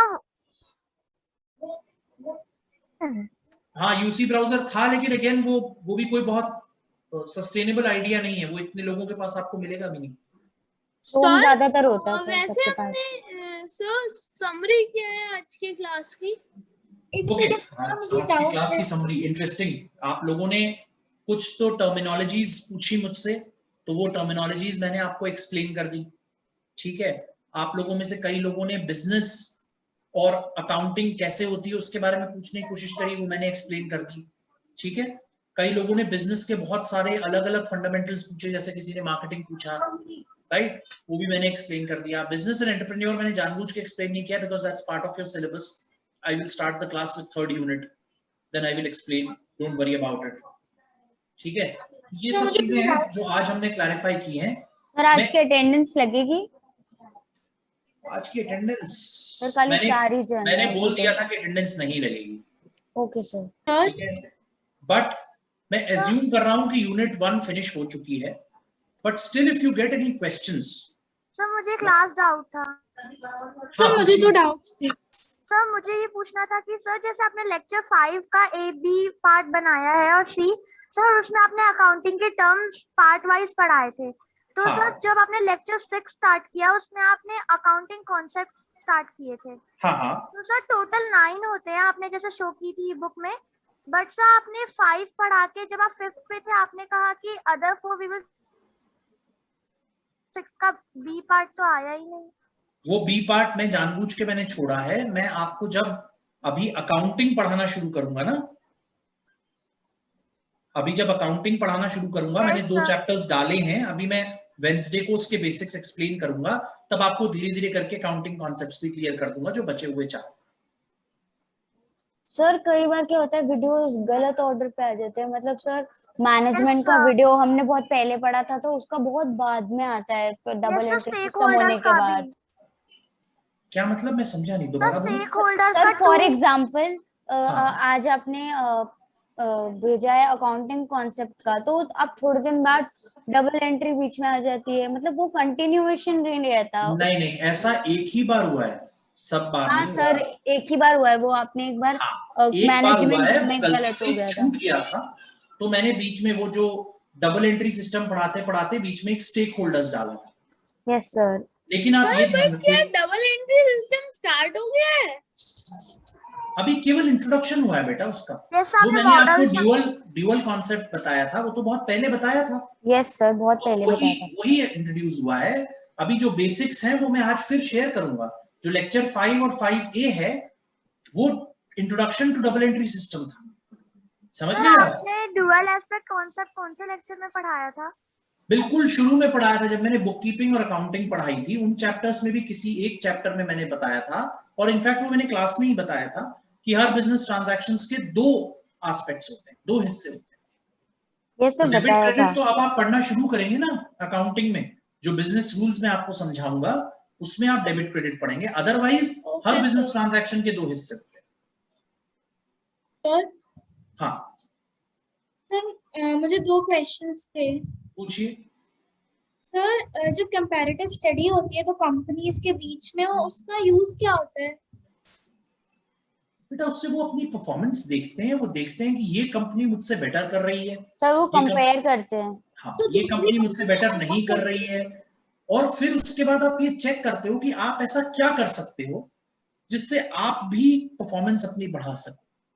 राइट, आप बिजनेस कर रहे हो, बिजनेस का बेसिक पर्पस ही होता है कि you continue to better yourself, expand yourself, move on with new areas, new experiments and other things. Business का मतलब केवल ये थोड़ा ही होता है कि आप अपनी दुकान में बैठे और आपने कहा कि नहीं मैं अब चावल चीनी और दाल बेचूंगा। चावल चीनी और दाल के साथ मान लीजिए आपकी दुकान पे कोई आया, उसने कहा जी साबुन है क्या, तो आपने कहा नहीं। ऐसे 10 जने आ गए आपकी दुकान पे, साबुन है क्या? आपने कहा यार 10 लोग आ रहे हैं महीने में, मेरे पास साबुन भी मांगते हैं यार, मैं 10 साबुन रख लेता हूँ। You are getting my point? अच्छा, ये एक तरीका है। दूसरा तरीका क्या है कि आप मार्केट में ऑब्जर्व करो, बिल्कुल बगल में दुकान है, आपकी बगल वाली दुकान है, आपके बगल वाला भी आपके जैसा बिजनेस करता है, लेकिन उसकी दुकान भरी हुई है, उसके पास स्टेशनरी भी मिलती है, उसके पास जो है और नमकीन के पैकेट भी मिलते हैं, उसके पास बिस्किट्स भी मिलते हैं, चिप्स मिलते हैं, ड्रिंक्स रखता है वो, कोल्ड ड्रिंक्स वगैरह। तो आप उससे क्या सीख सकते हो कि अच्छा उसके पास आता है आदमी, बोलता है यार कोक दे दो, उसके पास आता है आदमी चीनी चावल भी, वो पैक्ड चीनी भी देता है और लूज चीनी भी देता है। Right, there are 2 ways you can get sugar in the market। तो एक पैक्ड भी आती है और एक लूज शुगर भी आती है। तो ऐसा बहुत सारा स्कोप है जो आप कंपैरेटिव स्टडी करके देखते हो कि यार अच्छा इसका मतलब मेरी दुकान पे आने वाला केवल चाय और चीनी इसलिए मांगता है क्योंकि मैं यही 2 प्रोडक्ट बेचता हूं। अगर मैं उसकी दुकान में सामने शेविंग किट भी रख दूं, शेविंग क्रीम भी रख दूं, साबुन भी रख दूं, डिटर्जेंट भी रख दूं, तो वो आएगा और ये भी मांग लेगा यार। वो क्यों 3 दुकान में जाके सामान खरीदेगा? You getting my point? एक ही दुकान से सारे प्रोडक्ट सेल हो एक ही दुकान से मैं सारे प्रोडक्ट्स आसानी से खरीद सकता हूं। So that is the benefit of having comparative study. फिर वो सर बार बार भी जाएगा उसके लिए। जब दूसरी कंपनीज का देखेगा कि वहां पे आ रहे हैं, तो जो ज्यादा प्रोडक्ट्स डिमांड में है उन प्रोडक्ट को अपनी दुकान में भी रखेगा। बिल्कुल। तो ये एक, मैं आपको बहुत छोटे बिजनेस का एग्जांपल दे रहा हूं, but this is the same kind of methodology and concept that is being used globally by big organisations, by small organisations. Sir दूसरी कंपनी अलाउ करती है उसे financial information usually public domain में available होती है कंपनीज की, वो rule है उनको पब्लिक डोमेन में डालनी होती है। ये हिंदुस्तान में कानून है कि अगर आप एक पब्लिक या प्राइवेट लिमिटेड कंपनी है तो अपने ऑडिटेड अकाउंट्स को आप पब्लिश करेंगे, शेयर होल्डर्स को नहीं बताएंगे, आप पब्लिक को नहीं बताएंगे, गवर्नमेंट को नहीं बताएंगे ये रहे मेरे अकाउंट। आपने ही बताया था सर लेक्चर जो आपने स्टेक होल्डर्स पे डाला था। बिल्कुल वो है ही, इसीलिए तो मैंने स्टेक होल्डर इंटरेस्टेड पार्टीज बताया, उसमें मैंने कस्टमर भी बताया और पब्लिक एट लार्ज भी बताया। क्योंकि देखिए जरूरी नहीं है कि इस देश में 130 करोड़ पीपल आर लिविंग और आपके पास 1 करोड़ ही कस्टमर है। What about other 129 crore? तो वो क्या पब्लिक है, कस्टमर नहीं हो सकते आपके? हो सकते हैं। तो आप नहीं चाहेंगे कि इंफॉर्मेशन उन तक पहुंचे? Yes sir. Financial record is another information, financial statements is another information. Sir जो okay sir. Sir so that means जो लेक्चर 6 का पार्ट रह गया है वो अभी तक सीरीज में नहीं आएगा जब तक वो वीडियो नहीं आ जाती। बिल्कुल नहीं आएगा, और अभी तक कोई भी मैंने ऐसा क्वेश्चन नहीं दिया है जो मैंने पढ़ाया ना हो। Okay sir. ठीक है, ठीक है जी। Okay sir. सर मुझे थैंक यू सर। अब ऐसा है, देखो स्नेहा, आप अब एक अपना क्वेश्चन रिजर्व कर लो। Next class when we will start, when I will go for questions, I will take your question first. Sir मुझे सिलेबस से डाउट नहीं है। हाँ पूछिए। सर मुझे सिलेबस से नहीं है, मैंने डीएचए में मुझसे एक गलती हो गई थी। क्या गलती हो गई? सर आपने डीएचए 3 और 4 कंबाइन दिए थे स्टार्टिंग में। हाँ हाँ। तो सर मैंने उसे by mistake DHA 3 he mention कर दिया बस। मेंशन की प्रॉब्लम मत करो आप, अब आप उसको लेके परेशान मत हो, क्योंकि वैसे भी मेरे पास तो गूगल क्लासरूम में पूरा ग्रेडिंग सिस्टम है ना, तो मैं उसी हिसाब से नंबर दूंगा, आप परेशान मत होइए। Okay sir. आपने अगर वो असाइनमेंट किया है तो आपको नंबर उसके मिलेंगे, आप परेशान मत होइए बिल्कुल। ठीक है सर। ठीक है ना? अगर आपने मुझे भी डीएचए से डाउट था सर, डीएचए लिखने का सही तरीका क्या है? Yes sir. कितने मार्क्स? प्रिस्क्राइब्ड तरीका कि सबसे पहले हम वो लिखेंगे वो। हाँ, very good question, somebody asked me, मैं पीसेस में इसका आंसर दे रहा था। देखिए इस वक्त क्लास में ऑलमोस्ट खत्म ही हो चुकी है। कितने स्टूडेंट है? 5। 4 स्टूडेंट्स को मैं नहीं बताना चाहता, ठीक है? एक काम करो हंस, note this question down. Next class Wednesday को 9:45 पे स्टार्ट करते ही आप ये क्वेश्चन मुझसे पूछेंगे। I will explain it to the entire population. Sir बार-बार कम मार्क्स आ रहे हैं। हाँ नहीं मैं समझ, बट ऐसा है। होल्ड ऑन ड्यू डेट निकल जाएगी। नहीं होल्ड ऑन। सबसे पहले तो कौन बोला कम मार्क्स आ रहे हैं? सर स्मृति। क्यों बोले कम मार्क्स आ रहे हैं? कितने कम? आप फेल हो गए हो? मतलब सर मतलब सेम मार्क्स आ रहे हैं 3.5। हाँ कोई बात नहीं, 3.5 is not bad at all. Who said कि आपको 3.5 खराब नंबर है? मतलब सर खराब नहीं, बट सर ग्रो भी तो होने चाहिए। आप ये बोलिए आपकी एक्सपेक्टेशन के हिसाब से नंबर नहीं आ रहे। यस सर, ऐसा मेरे साथ भी हो रहा है सर। मेरे एक डीएचए में 5 नंबर नहीं आए हैं। ओहो, ये है सर मेरे में भी यही दिक्कत है सर। हाँ अब ये कष्ट निकल के आया कि 5 नहीं आ रहे हैं, तो हम लोगों की परफॉर्मेंस बहुत खराब है ना? परफॉर्मेंस बिल्कुल भी खराब नहीं है, परफॉर्मेंस अच्छी है और प्रोग्रेसिव है। क्या समझ में आया आपको? प्रोग्रेस कर रही है। प्रोग्रेसिव का मतलब होता है कि आप आगे बढ़ रहे हैं। देखिए ये सब्जेक्ट नया है आप लोगों के लिए, आप लोग जीरो से शुरू किया है आपने ये subject. It is not like mathematics और फिजिक्स कि आप पीछे से एक फंडामेंटल कैरी कर रहे हैं, ठीक है ना। अकाउंटिंग बिल्कुल जीरो से है, बिजनेस फिर भी आपको समझ में आता है, बट अकाउंटिंग बुक कीपिंग बिल्कुल जीरो से स्टार्ट हुई है। तो लाजमी है कि आप गलतियां करेंगे, लाजमी है कि इसका असाइनमेंट लिखने का तरीका, या एज अ टीचर हर टीचर का एक तरीका होता है, वो बताता है कि ऐसे असाइनमेंट लिखोगे तो मैं नंबर दूंगा। Yes sir. तो मेरी एक्सपेक्टेशन स्लाइटली डिफरेंट है, मैंने पहले भी कन्वे किया हुआ है अपनी एक्सपेक्टेशन को, कि सबसे पहले तो आपका आंसर सिंपल, स्ट्रेट और प्रेजेंटेबल होना चाहिए। समझते हैं आप सिंपल, स्ट्रेट और प्रेजेंटेबल का मतलब? प्रेजेंटेबल मतलब कि हैंडराइटिंग अच्छी होनी चाहिए। नहीं, अब आए पकड़ने आप, मतलब सर प्रेजेंट करना, उसको पॉइंट्स में आंसर को पॉइंट्स में लिखना। देखिए अगर आपकी हैंडराइटिंग खराब है तो इसमें आपकी पूरी तरह से गलती नहीं है हंस, अगर किसी की भी, मैं हंस को नहीं बोल रहा हूं, बहुत लोग मेरे पास जो पेपर सबमिट करते हैं उसमें से 70% लोगों की हैंडराइटिंग इतनी अच्छी नहीं होती, वो लेजिबल नहीं होती, कई लोगों की तो पढ़ने में तकलीफ होती है मुझको। लेकिन अगर कंटेंट अच्छा लिखा है तो मैं पसंद करूंगा। लेकिन मेरे को कितना टाइम लगता है कंटेंट पढ़ने में? एक असाइनमेंट पढ़ने में मुझे मान लीजिए 5 मिनट लगते हैं, लेकिन अगर आपने इस तरीके से लिखा है कि मुझे असाइनमेंट 2.5 मिनट में पढ़ने को मिल गया तो मैं आपको नंबर ज्यादा दूंगा। मतलब सर रेलेवेंट पॉइंट्स और कैसे आपने ऑर्गेनाइज किया है अपना आंसर। 4 लाइन में इंट्रोडक्शन लिखिए उस सब्जेक्ट के बारे में, 4 लाइन केवल। एक पैराग्राफ में पॉइंट्स में लिखिए, एक छोटा 5 पॉइंट्स में, कि उस टॉपिक के फीचर्स क्या है। मैं एक एग्जांपल दे रहा हूं, नॉट रियली, जैसे फॉर एग्जांपल एक आपका ना, मैं पिकअप करता हूं, एक let me pick up your explain with example following terms assets and expenditure, ठीक है। तो अब आप क्या करेंगे, आपने सबसे पहले लिखा ऊपर हेडिंग एसेट्स, एसेट्स की डेफिनेशन लिख दी, ठीक, 3-4 लाइन में उसको आपने एक्सप्लेन कर दिया, डेफिनेशन या meaning what ever it is, ठीक, बुकिश लिख दिया आपने। अब आती है इस क्वेश्चन की मेन जो कोर फीचर है, that is explain with example. अब आप डालिए एग्जांपल, लैंड, बिल्डिंग, मशीन, और उसके आगे 2 लाइनें लिखिए कि land, building and machine are purchased by the company using heavy amount, ज्यादा पैसा खर्च करके कंपनी से रखती है, these are kept for a long period of time and they support your business in terms of production, sales and purchases or running your offices. Am I right? Yes sir. दूसरा आता है expenditure, ठीक है। Expenditure क्या है? Expenditure creates value. Expenditure value कैसे create करता है, ठीक है। तो एक्सपेंडिचर वैल्यू कैसे क्रिएट करता है, आपने 2 लाइन, 3 लाइन, 5 लाइन मीनिंग लिख दिया, उसके बाद आप एग्जांपल लिखिए कैसे। परचेज ऑफ लैंड, बिल्डिंग और that kind of thing is a long term business expenditure। कैसे? एक बार आपने बिल्डिंग खरीद ली तो 10-15 साल, 20 साल आपके पास रहेगी। It creates value for the business. It is helping you do business effectively, efficiently.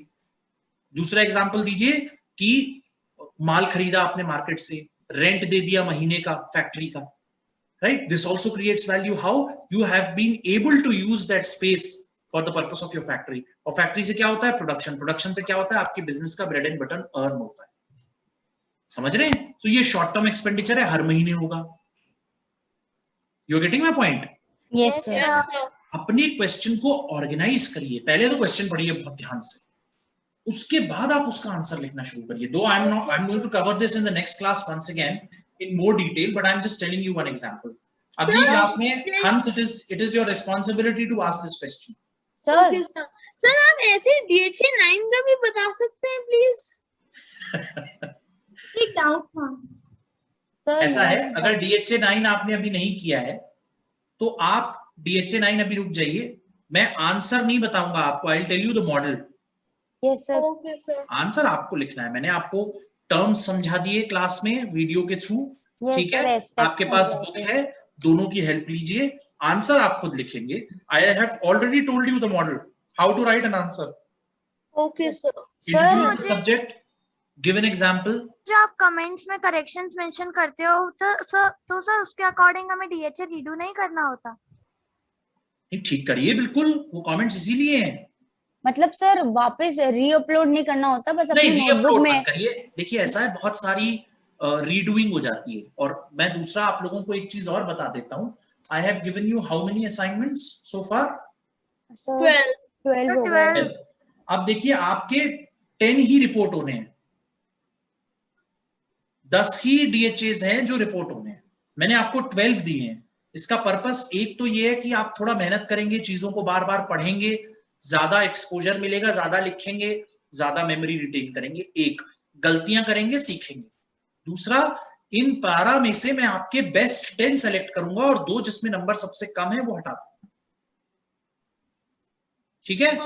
But sir और सब्जेक्ट्स में हमारा ये नहीं हुआ है, हमारे जो नंबर शो हो गए थे मैथ्स, इंग्लिश, हिंदी, उसमें से हमारे 12 DHAs के नंबर लगे हैं, चारों CA के, तो सर वो मिलाकर 80 हो गए थे और फिर 80 को डिवाइडेड बाय 2 करके 40 से मिल गए हमें। ये 1 मिनट, एक बात मुझे बताइए, ये 12 DHA होने हैं कि 10 होने हैं?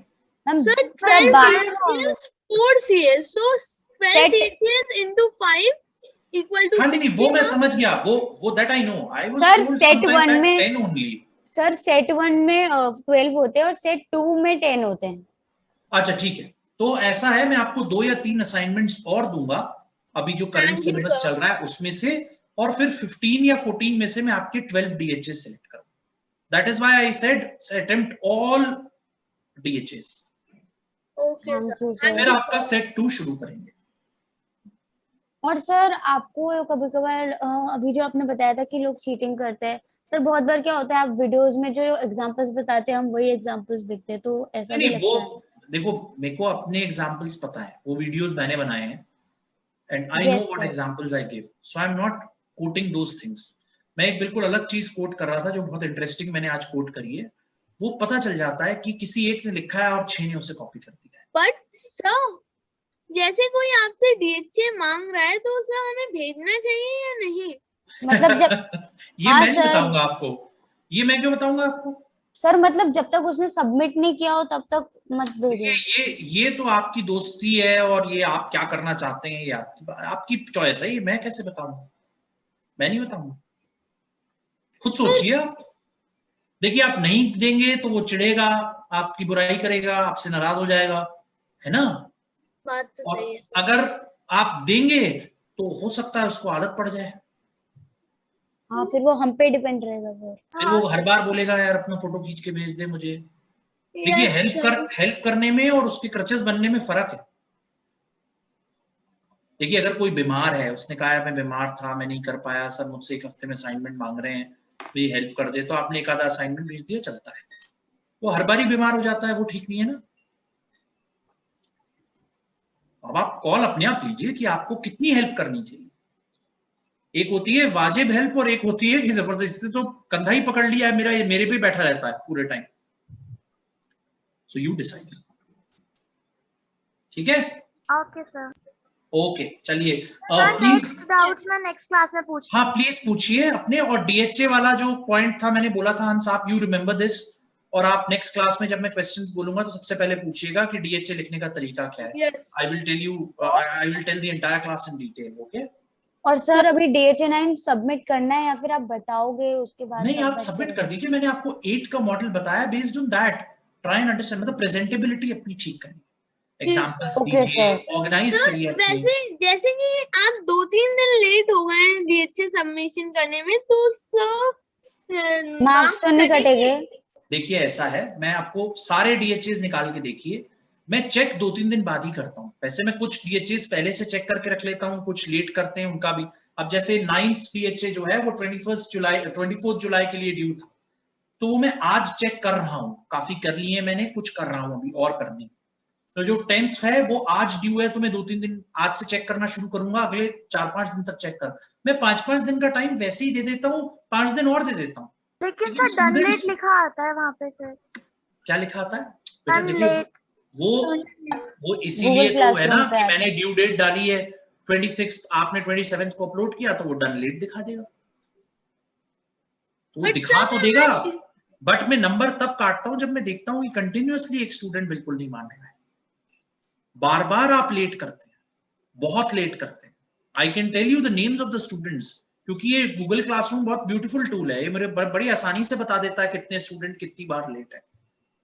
मैं एक स्टूडेंट के नाम पे क्लिक करूंगा, सारे असाइनमेंट की लिस्ट दे देगा, सबके आगे लेट लिखा होगा तो उसको नंबर काट लूंगा। आप समझ रहे हैं मेरी बात को? Okay sir. Because I give you 5 days which are sufficient for an assignment. Sir sir वैसे DHA 10 and 11 में सर हमें वैसे ही टेबल बनानी है, पैराग्राफ्स लिखने होंगे? नहीं बेटा, आपको जो टेबल आपको दी गई है उसके अंदर आप उसको ध्यान से देखिए, उसको समझिए, और आपको केवल 2 एस्पेक्ट्स लिखने हैं। देखिए फर्स्ट एस्पेक्ट का भी एक कॉलम है, सेकंड, आपको ये सब नहीं लिखना उसके अंदर, पैराग्राफ डिटेल कुछ नहीं लिखना, सिंपल। मतलब सर वो बस सब एक्सपेक्ट one word आंसर है। वन वर्ड जो एस्पेक्ट आपको दिखाई देता है पहले ट्रांजैक्शन में, दूसरे में, उसमें फर्स्ट और सेकंड में लिखते चले जाइए बस। ओके सर, मतलब कि किसके लिए वो क्रेडिट है, किसके लिए वो डेबिट है? एब्सोल्युटली, डेबिट क्रेडिट लिख सकते हैं या ट्रांजैक्शन के 2 पार्ट्स भी लिख सकते हैं, दोनों चीज लिख सकते हैं आप। जैसे सर एसेट्स और लायबिलिटीज टाइप? नहीं, 2 एस्पेक्ट्स, जैसे मैंने आज एग्जांपल दिया कि आपने गुड्स खरीदे, तो इसके 2 एस्पेक्ट्स क्या है, एक तो कैश खरीदे और दूसरा परचेज। समझ गए आप मेरी बात? Yes sir. Okay sir. है ना, ऐसे करके 2 पार्ट्स आप ट्रांजैक्शंस के करिए। सर आपने ई बुक जो भेजी अकाउंटेंसी की, तो सर उसका कोई सॉल्यूशंस की कोई वेबसाइट है, उसमें इंटेक्स के क्वेश्चंस हैं तो वो सॉल्व करने के लिए? देखिए सॉल्व आप ऐसा है, अभी तो मैंने सॉल्यूशन कराया नहीं है, अभी मैं जर्नल एंट्रीज पे आया ही नहीं हूँ। यस तो नेक्स्ट वीक में जब हम जर्नल एंट्रीज पे आ जाएंगे तब मैं खुद करके दिखाऊंगा आपको। तो स्टार्टिंग से? बिल्कुल, और क्या, अभी तो रूल्स पढ़ रहे हैं हम, अभी हम गए कहाँ हैं जर्नल में, अभी तो मैं रूल्स बताऊंगा, उस रूल्स के हिसाब से जर्नल बनेगा। अभी मैंने फॉर्मेट भी नहीं सिखाया है आपको। यस कहाँ सिखाया मैंने, कुछ नहीं, अभी तो रूल्स बता रहा हूँ मैं। सर, बट वो टी अकाउंट क्या है सर? वो भी बताऊंगा मैं, वो जब मैं क्लास में एक करके दिखाऊंगा एग्जांपल, तब आप लोग सीखेंगे। मैं एक वीडियो भी भेजूंगा आपको जिसमें किया है मैंने प्रैक्टिकली क्वेश्चन, ठीक है, वो सब दूंगा मैं आपको। अभी आप पहले केवल फंडामेंटल समझिए। जर्नल बनाने से पहले एंट्री को कैसे पोस्ट करना है, वो कैसे वाला पोर्शन बता रहा हूं मैं आपको। उसका फर्स्ट पार्ट है रूल, समझ लीजिए। उसके बाद मैं आपको अकाउंट बनाकर टी फॉर्मेट बना के पूरा समझाऊंगा, और उसमें कैसे एंट्री करनी है वो भी दिखाऊंगा। सर एक छोटा सा डाउट है। हाँ सर बहुत सारे लोग जो है वो यूट्यूब से अर्निंग करते हैं या फिर कोई सोशल मीडिया फील्ड से अर्निंग करते हैं, तो क्या वो भी बिजनेस है या वो जो जॉब है? देखिए, ना तो ऑनेस्टली स्पीकिंग, ना तो वो एक टाइप का बिजनेस है और ना ही वो एक टाइप का जॉब है। देखिए जॉब ये होता है जिसमें you have a security that you will get certain amount of money every month. तो जो ये लोग गूगल से, सोशल मीडिया से अर्निंग करते हैं, वो तो फिक्स नहीं होता, फिक्स तो है नहीं, कभी ज्यादा कभी कम, राइट। सेकेंडली, बिजनेस में इसलिए नहीं कह सकता क्योंकि ना तो यूट्यूब आपका है, हाँ आपका अपना आइडिया है कि आपने कहा कि भाई मैं कहीं ट्रैवल करता हूं तो मैं ट्रैवल करके अपना व्लॉग उसके ऊपर डाल देता हूं, और उसको जो लोग लाइक हिट करते हैं उसके हिसाब से मेरी अर्निंग हो जाती है। Idea is very good that you travel around and take video and you know put it on Google, या आप घर में खाना बनाते हैं उसकी रिकॉर्डिंग कर लेते हैं और डाल देते हैं, बट अगेन बहुत सारे लोग ये कर रहे हैं, तो it's not a very unique idea. और वो भी आइडिया फर्स्ट किसका है, प्लस ये कितना सस्टेनेबल है, मतलब how long you can do it, that's the question. भाई शुरू में लोग 1 करोड़ लोग देख लेंगे आपको, 50 लाख देख लेंगे, धीरे धीरे करके वो 1 लाख पे आ जाएंगे, तो again your income will go down, your idea is not very sustainable. तो अभी ये कह पाना कि ये जो सोशल मीडिया साइट्स पे लोग करते हैं it's a business, it's a very difficult thing to answer, क्योंकि कोई भी अपनी बैलेंस शीट नहीं बनाता, कोई भी ये नहीं कहता कि मैंने इतने पैसे लगा के ये काम शुरू किया है सोशल मीडिया पे और इससे मुझे इतनी अर्निंग होती है, इस तरीके का कोई कैलकुलेशन नहीं। But will it become, business के लिए बुककीपिंग जरूरी होती है? बिल्कुल, एब्सोल्युटली। मतलब सर वो इन्फ्लुएंस करते हैं, बस एक इन्फ्लुएंसर का काम करते हैं और कुछ नहीं। बुककीपिंग जो है वो आपको ट्रांजैक्शन वाइज बताएगी ना कि आपकी सेल्स कितनी है, आपकी परचेज कितनी है, आपके कितने सेल्स रिटर्न्स हो गए, आपके पास कितने लोगों का उधार है जो आपको पे करना है, how many people are supposed to pay you. और सर ये भी है सर कि वो सेल्स और परचेज तो करते ही नहीं है। नहीं, सेल्स परचेज वो करते होंगे, सेल तो वो कर ही रहे हैं, अपना टैलेंट,